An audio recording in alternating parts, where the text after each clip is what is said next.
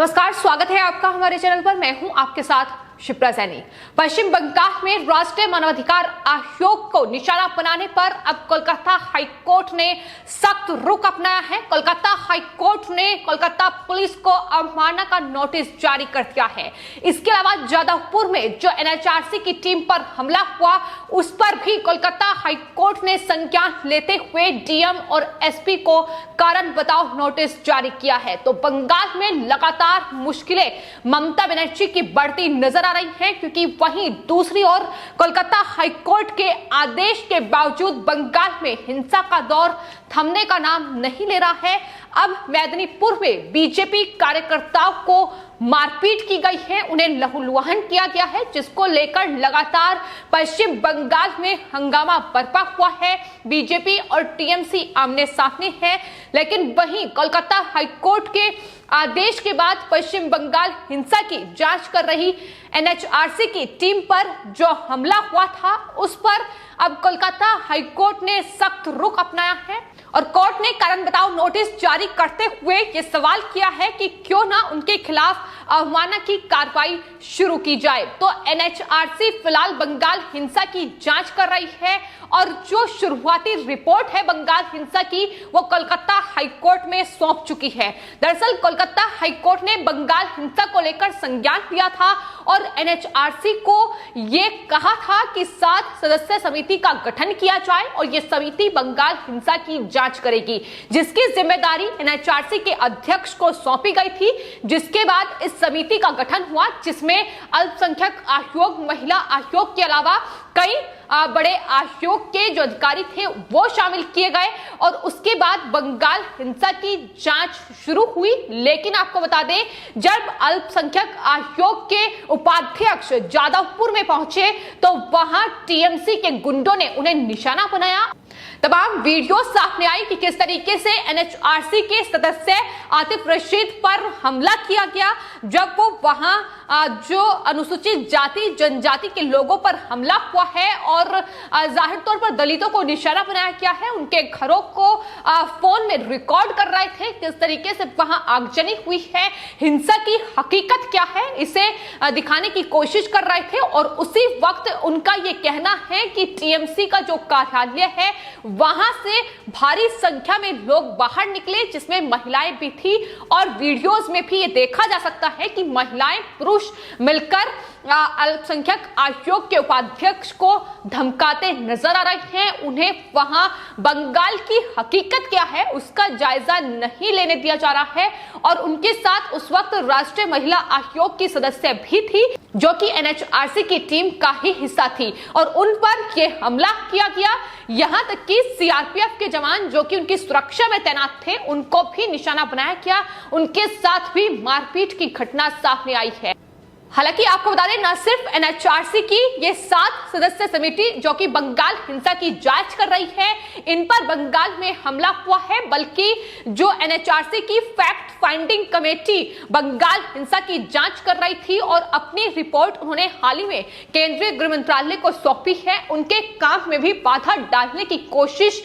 TMC की ओर से की गई। उनके गुंडों ने वहां एनएचआरसी की टीम को निशाना बनाया और इसको लेकर भी अब कोलकाता हाईकोर्ट ने संज्ञान लिया है। इसको लेकर पुलिस उपायुक्त दक्षिण उपनगरीय डिवीजन कोलकाता पुलिस को अवमानना का नोटिस कोलकाता हाईकोर्ट ने जारी कर दिया है। तो फिलहाल कोलकाता हाईकोर्ट बंगाल हिंसा को लेकर सख्त रुख अपना रही है, संज्ञान लगातार लिया जा रहा है और हाल ही में जो सुनवाई कोलकाता हाईकोर्ट में बंगाल हिंसा को लेकर हुई, आपको बता दें राज्य सरकार से ये साफ तौर पर कोलकाता हाईकोर्ट की ओर से कहा गया है कि तमाम जो पीड़ित हैं उनकी शिकायत दर्ज बंगाल की पुलिस करे और साथ ही अगर उनके पास राशन नहीं है तो राशन की व्यवस्था उनके लिए की जाए, मेडिकल सुविधाएं मुहैया की जाए। तो बंगाल सरकार, ममता बनर्जी जो अब तक बंगाल में हिंसा ही नहीं हुई है ये कहती नजर आ रही थी, लेकिन अब कोलकाता हाईकोर्ट का ये साफ तौर पर कहना है कि राज्य सरकार की ओर से झूठ बोला गया है।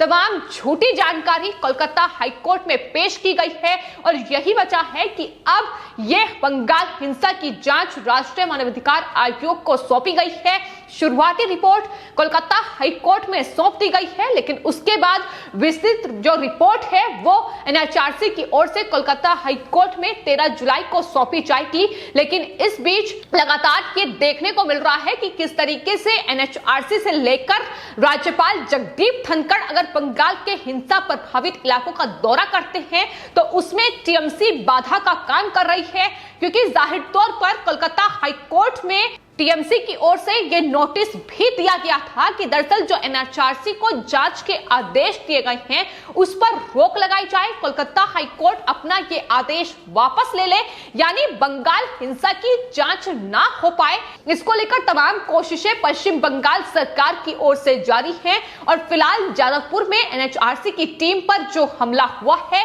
वो साफ तौर पर बयां कर रहा है कि 40 से ज्यादा घर ऐसे थे दलितों के जिन्हें निशाना बनाया गया था, जो कि बीजेपी कार्यकर्ता थे। उनके घरों में आगजनी की गई थी, तोड़फोड़ की गई थी, जिसकी तस्वीरें खुद आतिफ रशीद ने अपने ट्विटर अकाउंट पर शेयर की थी और बताया था कि किस तरीके से वहां लगातार हालात बेहद चिंतापूर्ण और तनावपूर्ण बने हुए हैं। उन्होंने ये भी कहा था कि फिलहाल जो स्थिति है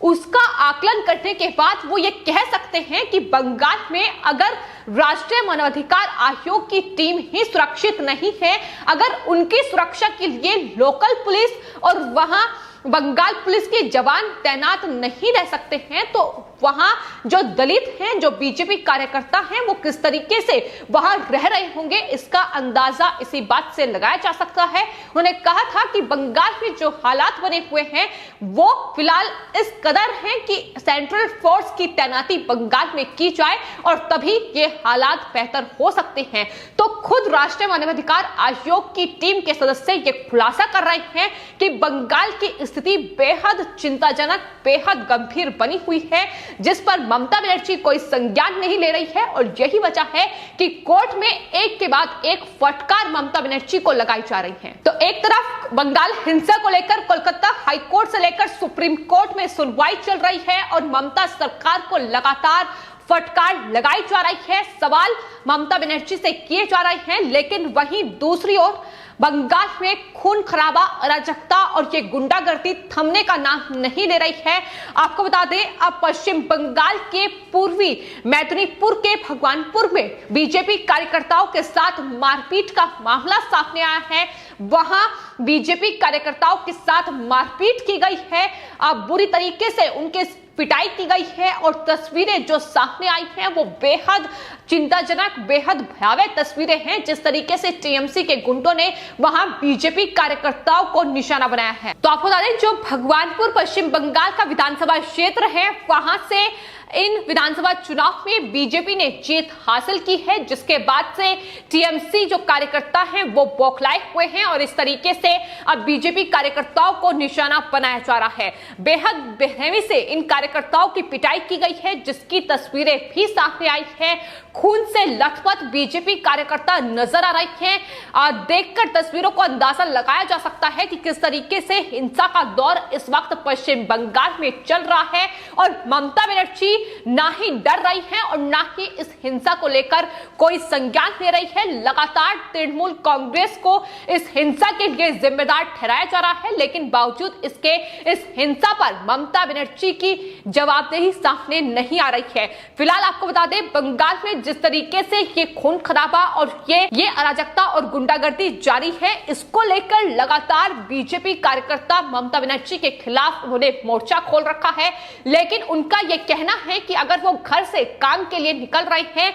तो जब वो वापस रात में लौटते हैं तो उन्हें टीएमसी के गुंडे निशाना बनाते हैं। बम और बंदूकों का इस्तेमाल कर उन पर हमला किया जाता है। इसके साथ ही उन्होंने यह भी खुलासा किया है कि बंगाल में 30 घरों में लूटपाट और उसे तहस करने का आरोप भी टीएमसी कार्यकर्ताओं पर लगाया गया है। तो ये बंगाल में गुंडागर्दी है जो लगातार सामने आ रही है। पश्चिम बंगाल में ना ही सरकार इस पर संज्ञान ले रही है और कोलकाता हाईकोर्ट से लेकर सुप्रीम कोर्ट में सुनवाई चल रही है, लेकिन वहीं बंगाल बीजेपी ममता बनर्जी के खिलाफ मोर्चा खोल रखा है। बीजेपी कार्यकर्ताओं की हत्याएं थमनी चाहिए, बंगाल हिंसा पर रोक लगे, ममता बनर्जी का ये जो तानाशाही रवैया है ये खत्म होना चाहिए और बंगाल में राष्ट्रपति शासन लेंगे, ये मांग लगातार तेज हो रही है। फिलहाल आपको बता दें, बंगाल हिंसा को लेकर कोलकाता हाईकोर्ट सख्त है और यही वजह है कि अब ममता बनर्जी से लगातार सवाल किए जा रहे हैं, जवाब मांगा जा रहा है और यही वजह है